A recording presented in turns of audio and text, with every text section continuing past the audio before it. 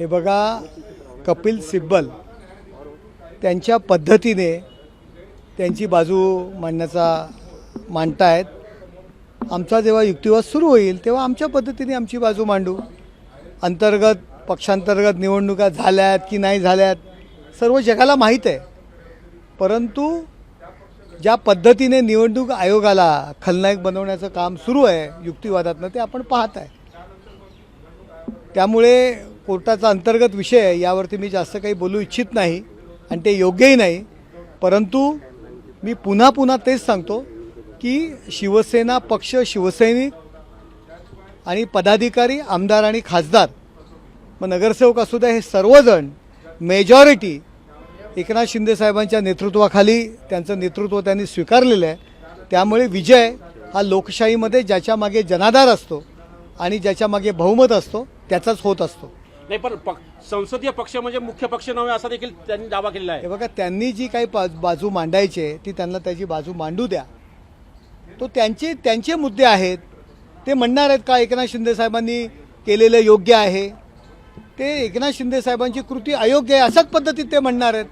त्यामुळे त्यांच्या जी काही बाजू ते मांडतायत त्यावरती मला बोलणं उचित वाटत नाही. आमचे वकील त्याला उत्तर देतील. थँक्यू. एक प्रकारे पक्षामध्येचा पण उल्लेख आला आणि त्या दृष्टीनंच कोर्टानं सुद्धा ऑब्झर्वेशन केलं की खाजगी मालमत्ता असल्यासारखं पक्षांना हे वाटतं, असं कोर्ट म्हटलंय. हे बघा, कोर्टाने त्यांचं मत मांडलेलं आहे. त्या मतावरती व्यक्त होणं मला काही उचित वाटत नाही. त्यामुळे न्यायालयीन गोष्टी आहेत. न्यायमूर्ती काय म्हणालेत ते योग्य की अयोग्य हे बोलणं योग्य नसतं आणि ते कायदेशीरसुद्धा नाही आहे. परंतु कोर्ट या सर्व गोष्टी समजून घेणार आहे. सर, एक बार हिंदी में बता देगा आज की मीटिंग को आप किस तरह से देखते हैं जो चल रही है? देखो, ये लोग निवडणूक कमिश्नर की विलन बनाने का काम कर रहे हैं. वो भी स्वायत्त बॉडी है, उसको भी स्टैट्यूटरी पावर है और अभी उनके पास कुछ मुद्दे नहीं हैं, तो इसीलिए इलेक्शन कमिश्नर को विलन बनाने का काम कर रहे हैं. पण इलेक्शन कमिशनच्या कडे त्यांचे अधिकार क्षेत्रच नाही आहे असं युक्तिवाद कपिल सिब्बल यांनी केलेला आहे. कपिल सिब्बल त्यांचा युक्तिवाद करताय. जेव्हा आमचे वकील युक्तिवाद करतील तेव्हा त्यांचे सर्व मुद्दे खोडण्याचं काम आमचे वकील करतील ना. कपिल सिब्बल म्हणजे न्यायमूर्ती नाही आहेत, तो कपिल सिब्बल म्हणजे ब्रह्मवाक्य नाही आहे. खुश होत आहेत ही मंडळी UBTची, होऊ द्या. एक दावा मला सांगा की त्यांनी दावा केलेला आहे 19 लाख सदस्य हे त्यांच्याकडे आहेत आणि त्याचं संपूर्ण ॲफिडेव्हिट हे आयोगाने दिलेले आहेत. शिंदे गटाकडे किती सदस्य आहेत? त्यांच्यापेक्षा नक्कीच जास्त ॲफिडेव्हिट आमची आहेत. जास्तीत जास्त आमदार आमचे आहेत, जास्तीत जास्त खासदार आमच्याकडे आहेत, नगरसेवक आमच्याकडे, पदाधिकारी आमच्याकडे आहेत. त्यामुळे कसला दावा करता येतो? आणि नंतर झालेल्या निवडणुकीत प्रूव्ह झालेलं आहे त्यांची ताकद काय आणि आमची ताकद काय. एकनाथ शिंदे साहेबांच्या नेतृत्वाखाली किती आमदार निवडून आले?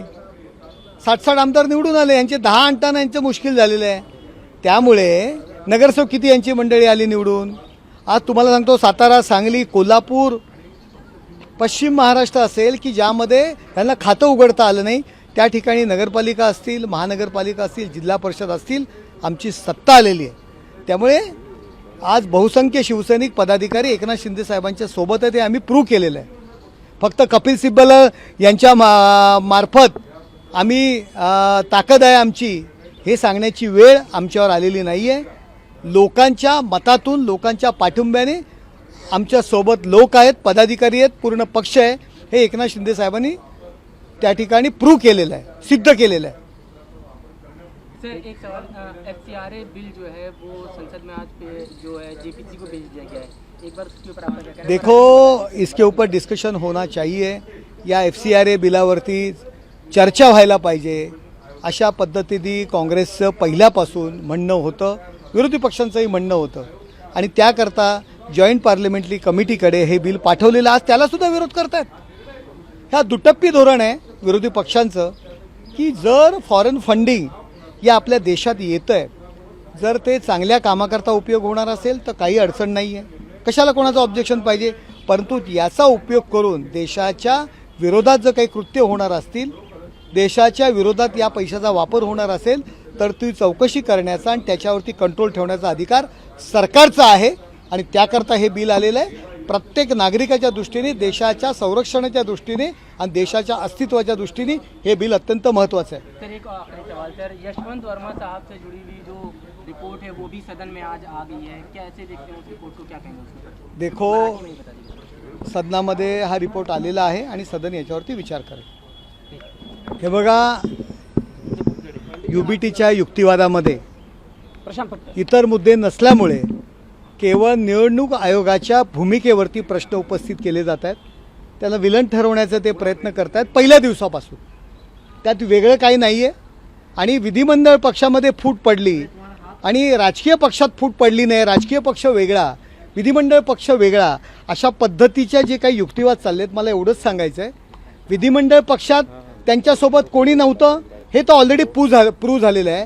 परंतु राजकीय पक्षामध्ये, संघटनेमध्ये 90% वरती आमदार, विविध जिल्हाप्रमुख असू द्या, नेते असू द्या, उपनेते असू द्या, शाखा प्रमुख, विभाग प्रमुख, अंगीकृत संघटनेचे सर्व पदाधिकारी, अध्यक्ष, युवा सेना असेल, हे सर्व पदाधिकारी आणि कार्यकर्ते एकनाथ शिंदे साहेबांच्या नेतृत्वाखाली काम करत आहेत. त्यांचं नेतृत्व त्यांनी स्वीकारलेलं आहे. त्यामुळे फक्त विधिमंडळ पक्षात फूट पडली असं जे म्हणतात तसं नाही आहे. संघटनासुद्धा 90%च्या वरती संघटना आज एकनाथ शिंदे साहेबांचं नेतृत्व स्वीकारलेलं आहे. आणि आज नंतर झालेल्या निवडणुकांमध्ये सुद्धा 60 आमदार, आमचे खासदार, जिल्हा परिषदा, महानगरपालिका, नगरपालिका ह्या ज्या काही निवडून आलेल्या आहेत, त्या ठिकाणी अध्यक्ष निवडून आलेले आहेत. मेजॉरिटी आम्ही जे निवडून आलेले आहोत ते कार्यकर्ते आणि संघटना आमच्या सोबत आहे म्हणूनच आम्ही निवडून आलो आहोत ना. तर फक्त लोकप्रतिनिधीच्या जीवावर नाही निवडून आलो. कार्यकर्ते, पदाधिकारी आमच्या सोबत आहेत म्हणून आम्ही निवडून आलेलो आहेत. यांच्यासोबत नव्हते म्हणून यांची ही अवस्था झालेली आहे. एकनाथ शिंदेची पावलं निवडणूक आयोगाच्या तत्वांना धरून नाहीयेत. एकनाथ शिंदे यांची पावलं निवडणूक आयोगाच्या तत्वांना धरून नाहीयेत. हा सिब्बलांचा दावा करत हे असल्याचा बघा, सिब्बल बोलत असताना आपण पाहताय की UBTचे जे काय आता उरलेले शिल्लक, सध्या स्थितीला जे काही शिल्लक खासदार आहेत ते कशा पद्धतीने त्यांची चेहऱ्यावरती भावना निर्माण होत आहेत. आणि त्या भावना निर्माण होण्याकरता त्यांना थोडंसं मनामध्ये काहीतरी बाबा आम्ही जिंकू ही भावना निर्माण होण्याकरता माननीय सिब्बलजी बोलत आहेत, ते खुश होत आहेत. आमचा सुद्धा युक्तिवाद सुरू होईल तेव्हा तुम्हाला कळेल की नक्की भूमिका काय आणि आमची बाजू काय. आमचे वकील जेव्हा बोलायला लागतील तेव्हा तुम्हाला कळेल की निवडणूक आयोगाकडे अधिकार नव्हता, निवडणूक आयोगाने आधी ठरवलं होतं निर्णय काय करायचा आणि मग त्यांनी सुनावणी घेतली आणि दुसरं त्यांनी म्हटलं की बेकायदेशीररित्या यांना मुख्यमंत्री केलं. हे बघा, अशा पद्धतीने निवडणूक आयोग ही सुद्धा एक स्वायत्त संस्था आहे, एक निर्णय देणारी संस्था आहे. त्यांच्यावरती अशा पद्धतीने टीका करणं मला तरी योग्य वाटत नाही. पहिल्या दिवसापासून यांनी स्वतःची जी कमतरता आहे किंवा स्वतःचा जो स्तर खालवलेला आहे, जे लोक यांना सोडून दिलेले आहेत, त्याचा विचार न करता निवडणूक आयोगावरती खापर ठेवण्याचा प्रत्येक वेळी यांनी प्रयत्न केलेला आणि आजही तेच करतायत. पण जेव्हा एखाद्या पक्षामध्ये फूट आहे, जेव्हा विधिमंडळ पक्षामध्ये फूट असते, त्याचा निर्णय हा विधानसभा अध्यक्ष घेतात, इलेक्शन कमिशन घेत नाही. तुमच्या बाबतीमध्ये इलेक्शन कमिशनने हा निर्णय घेतलेला आहे. राजकीय पक्षामध्ये फूट नव्हती. बघा, राजकीय पक्ष म्हणून आमचा जो पक्ष आहे तो आमचा कायम आहे. आम्ही बाळासाहेबांच्या भूमिकेपासून बाजूला गेलेलो नाही आहोत आणि जे कोण बाजूला गेलेले आहेत त्यांना लोकांनी बाजूला केलेलं आहे. तुमचा पक्ष फुटला नाही असा दावा आहे. आमचा जो ओरिजिनल पक्ष आहे बाळासाहेबांच्या भूमिकेचा, हिंदुत्ववादी भूमिकेचा, तो कायम आहे आणि जे पक्षाच्या विरोधात गेले ते बाजूला गेलेले आहेत. ठीक, थँक्यू.